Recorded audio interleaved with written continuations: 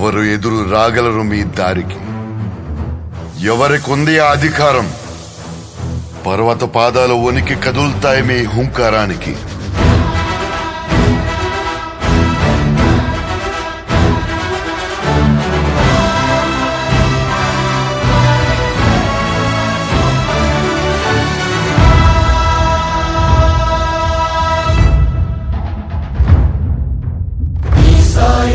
सदा मे मुन्नं सिद्धं सर्वसैन्यं सहचरुलै पदावस्तुन्नं सफलं स्वामि कार्यम् मा बलमेदन्